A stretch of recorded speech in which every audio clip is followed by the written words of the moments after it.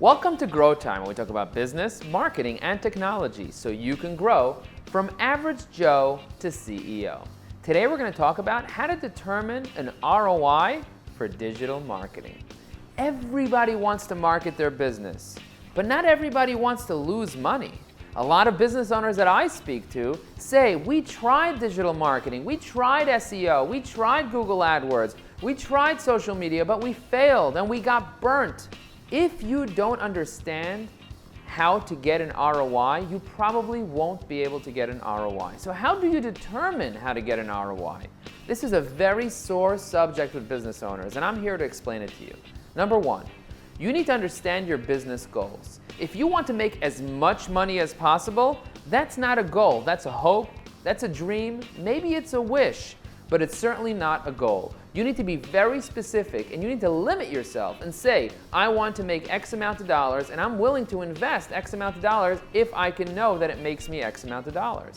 You need to really understand how you want to grow, where you want to grow. You even need to understand why you want to grow. If you can do that, you will be more likely that you'll be able to determine your ROI.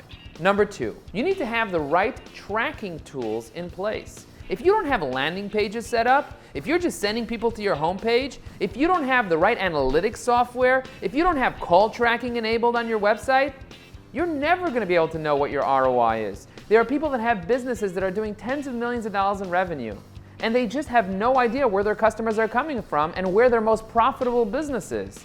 How are you supposed to grow your business if you don't have the right tracking tools in place? So get the right tracking tools so that you can determine your ROI. And the third thing, and maybe the most important thing, is to recognize that marketing is about testing. No one's ever going to guarantee you results unless they're taking advantage of you.